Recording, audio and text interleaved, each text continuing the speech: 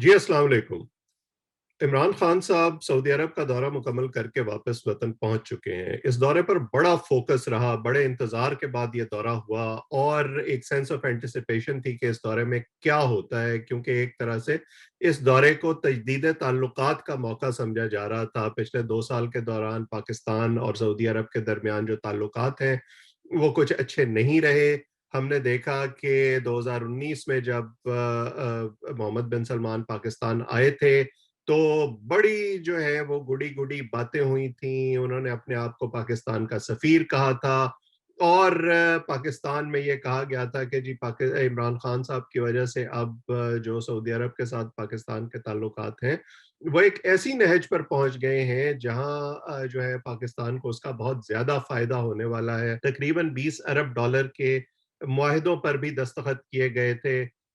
उसमें से कितने जो हैं वो अभी तकमील को पहुँचे हैं या पाइपलाइन में हैं, इस हवाले से अभी कोई बात नहीं हुई, क्योंकि पिछले 2 साल में इस पर कोई फ़ोकस नहीं रहा और ऐसे लगा जैसे ये सब कुछ जो है वो बैक बर्नर पर रख दिया गया है। ताल्लुकात एक रोड ब्लॉक का शिकार हो गए हैं और ये रोड ब्लॉक कहाँ से आया?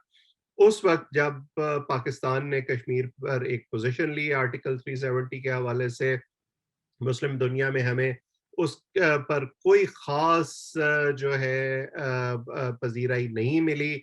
हमारा पाकिस्तान के साथ कोई मुस्लिम मुल्क उस तरह खड़ा होने को तैयार नहीं रहा। सो पाकिस्तान को उस पर थोड़ी-सी तशवीश भी थी, थोड़ा-सा डिसअपॉइंटमेंट भी थी। शाह महमूद कुरैशी साहब ने उसका खुलकर इज़हार किया, जिस पर ताल्लुकात जो हैं वो एक उन्होंने एक ऐसा मोड़ ले लिया कि सऊदी अरब और पाकिस्तान के दरमियान राब्ते एक तरह से बिल्कुल ख़त्म हो गए और हमने देखा कि उस बर्फ़ को पिघलाने के लिए जब आर्मी चीफ और डीजीआईएसआई सऊदी अरब के दौरे पर गए, तो वहाँ भी उनकी मोहम्मद बिन सलमान से मुलाकात नहीं हुई, बल्कि जो उनके नायब हैं, जो भाई हैं उनके, उनसे मुलाकात हुई और कोई ख़ास पेशरफ़्त नहीं हो सकी। और इससे पहले भी अगर हम बैकग्राउंड देखें, तो पाकिस्तान ने जब तुर्की और ईरान की तरफ थोड़ी-सी ज़्यादा पेशकदमी करने की कोशिश की, तो सऊदी अरब ने उसका बुरा मनाया और खुलकर इज़हार भी किया।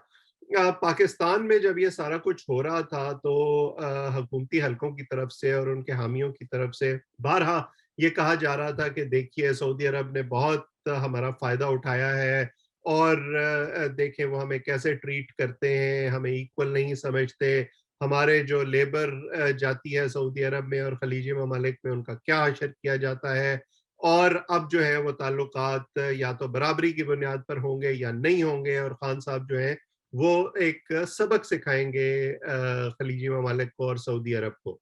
देखिए, जज़्बातियत अपनी जगह। इन 2 साल जो पीछे गुज़रे हैं, उससे हमने ये सबक ज़रूर सीख लिया है कि जो फ़ॉरेन पॉलिसी है, जो आपके ख़ारजा ताल्लुकात हैं, उनमें जज़्बातियत की कोई अहमियत नहीं होती। आपके ताल्लुकात जो हैं, उसमें ना कोई परमानेंट दोस्त होता है, ना कोई परमानेंट दुश्मन होता है। ये ताल्लुकात ज़रूरत की बुनियाद पर और जो आपके अपने मफ़ाद हैं, उसकी बुनियाद पर उस्तवार होते हैं और उन्हीं को आपको लेकर आगे चलना होता है। और ख़ास तौर पर जो आपके देरीना ताल्लुकात जिन ममालिक से रहे हैं, जो आपके हमसाये हैं, वो आप तब्दील नहीं कर सकते। इसलिए ऐसा कभी नहीं होता कि आप ये कहें कि आज मेरी दोस्ती जो है वो अमेरिका से ख़त्म हो गई है, तो मैं अपना वज़न रूस के पलड़े में डाल दूँगा। आज मेरी दोस्ती सऊदी अरब से ख़त्म हो गई है, तो मैं चीन की तरफ रुख कर लूँगा, या आज मुझे भारत की ज़रूरत नहीं है, तो मैं किसी और मुल्क की तरफ चला जाऊँगा। ये डायनामिक्स ऐसे प्ले आउट नहीं होते, आपको सबको साथ लेकर चलना पड़ता है।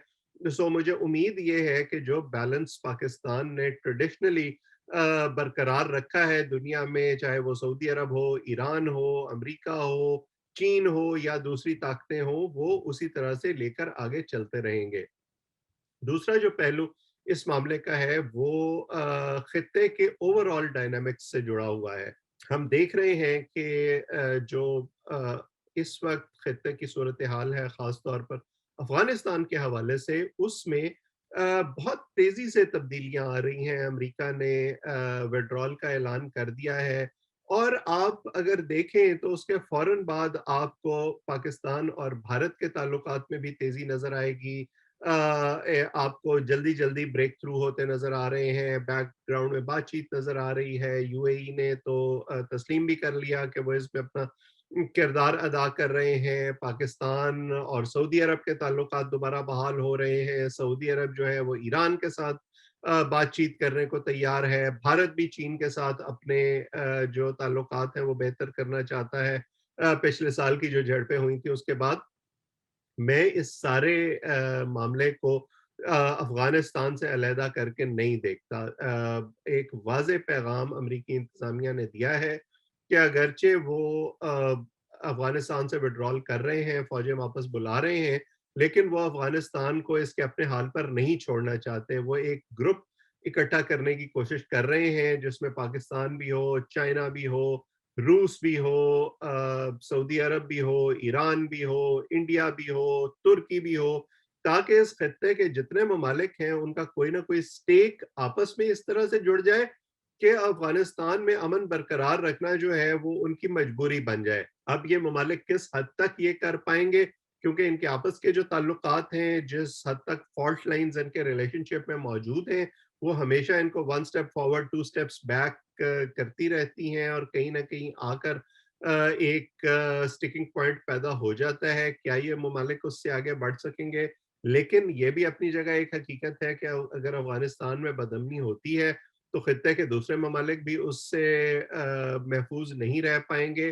سو اس وقت جو خان صاحب کا دورہ تھا سعودی عرب کا، اور آپ نے دیکھا کہ ان کے واپس آتے ہی army chief general Qamar Javed Bajwa اور D G I S I general Faiz Hamid فوراً افغانستان کے دورے پر چلے گئے. سو میں اس سارے جو اس وقت آپ کو نقل و حرکت نظر آ رہی ہے ڈپلومیٹک لیول پر، میں اس کو پاکستان اور سعودی عرب کے بیچ میں بائیلیٹرل لیول پر بھی دیکھتا ہوں، لیکن اس کو میں خطے کے جو اوور آل بگ پکچر بن رہی ہے اس سے علیحدہ کر کے نہیں دیکھتا. اچھی بات تو یہی ہوگی کہ یہ تمام ممالک جو ہے یہ اپنی اسٹرینثs اور لمیٹیشنز کو پہچانیں اور اس طرح کے معاہدے آپس میں کریں جس سے ان کا جو اکنامک بینیفٹ ہے وہ بھی وابستہ ہو، امن بھی آئے، اور اس امن کے اور معاشی جو ترقی ہے اس کے بینیفٹس عوام تک بھی پہنچنے شروع ہوں. دیکھتے ہیں کہ آئندہ کچھ عرصے میں اس حوالے سے کیا ٹینجبل جو پیش رفت ہے وہ ہوتی ہے. سب کو اس پر نظر رکھنی چاہیے، آپ کو بھی دیکھنا چاہیے، اس حوالے سے پڑھنا چاہیے، ہم بھی نظر رکھیں گے اور اس حوالے سے جو ہے ایکسپرٹ سے بھی بات چیت کرتے رہیں گے اور آپ کے سامنے لاتے رہیں گے. اگر آپ پسند کریں تو چینل کو سبسکرائب بھی کریں. اب تک کے لیے اتنا ہی. آپ کا بہت شکریہ.